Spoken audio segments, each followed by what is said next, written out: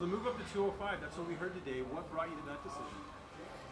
I mean, I've had two back-to-back surgeries. I'm coming off a loss, and I'm just like, you know what? My weight's going kind of high. Um, I've accomplished my goals at 85. I had that belt wrapped around me 4 different times.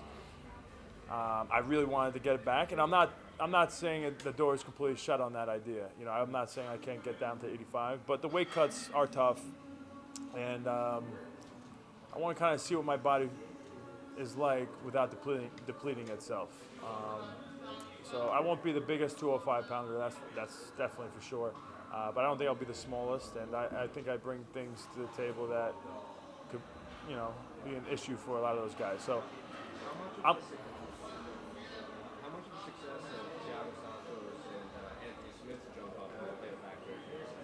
um, I'm not gonna not much. I mean, just kind of the way my hand has been dealt to me. With my losses and the guys I've been fighting there, and um, I mean, maybe a little bit, but not. It's not because of that. It's nice to see guys from '85 come up and do really well. Um, Definitely gives you a little bit more confidence with the move, but it's not something that I was focused on. You Do know, you feel like the weight cuts have gotten progressively harder? I always wanted to go up to 205. The goal, when everything was good, when I was undefeated and the champ of the world, the goal was to defend my belt a few times at 85, go up to 205, and beat Jon Jones. That was always the goal, and then things changed. You got to reevaluate your goals, and now I'm going up to 205. Do you feel like the weight cuts have gotten progressively harder as you got? I gotta be honest. My last weight cut seemed like everything was going perfect, and then but the last couple pounds were freaking brutal, man. It was getting pretty brutal. My weight was still at the same weight it always was leading up to a fight, like the fight week, and also I was rebounding back to where I always was after the rehydration. But I will say, like the last pound or two, even when everything was working right, was freaking tough. And I've worked with 205 pounders before, and I never really feel like a disadvantage. So why not? I feel good up there. I feel it might be where I feel best. So will you try to gain some size and put on some more muscle, or do you feel like you're just going to stay the same size and just Well, the way it worked with my back-to-back surgeries is that I did a lot of physical therapy, which is a lot of strengthening.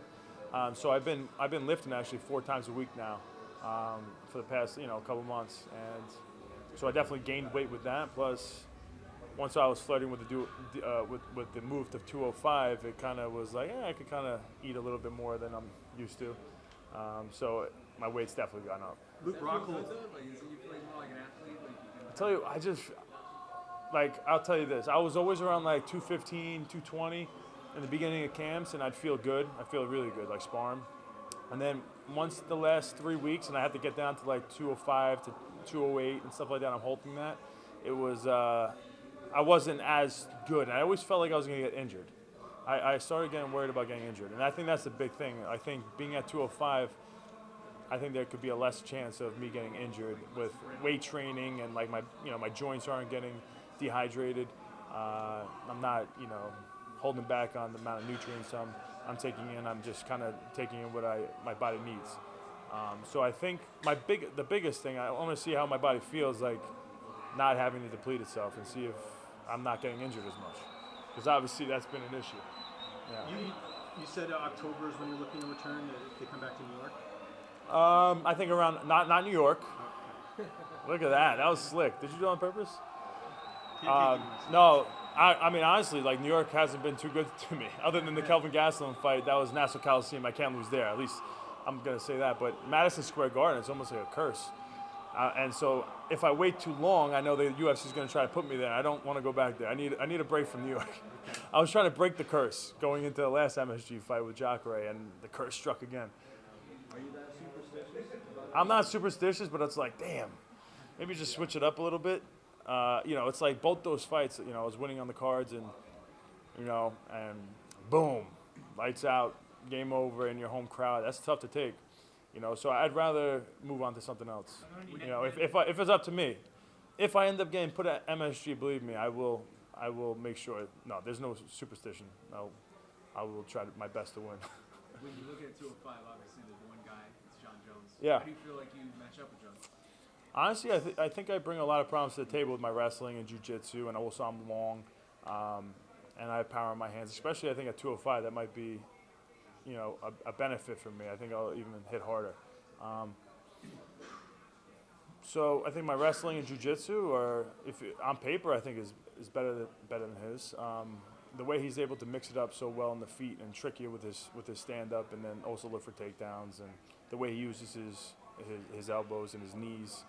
I mean, we haven't seen a guy do it as well as him. So I give him 100% props. But if I'm able to drag it into what I'm great at, I think I bring a serious problem. And also my pace. My pace is something that, I think I really bring to the table. And I don't know if a lot of 205-pounders could hold up to that. Who would you like to start off your time in the division against? Is there any names you'd like to pick it up with? Honestly, I don't care. I mean, I don't know. I mean, one side of me is like, listen, I fought, I don't know the number, but it's like, I don't know, let's just say 10 or 11 top 5 guys in the world in a row. Like, I fought only the best guys. Whoever I thought was the best, that's who I'm fighting.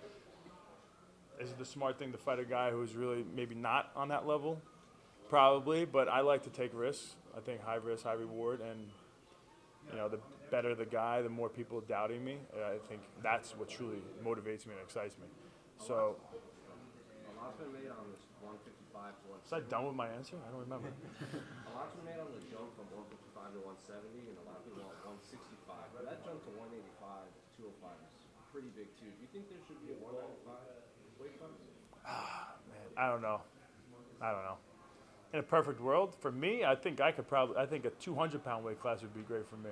But 195 would actually, I think that'd be the perfect fit for me. But that's not the way it is, and I'm not ready to spend a lot of energy arguing about getting that done and figuring out the statistics and how many fighters are there and if it's needed or not. I think 205 is light as far as numbers and as far as amount of people in the UFC, right, compared to other weight classes. So it's like, I don't know.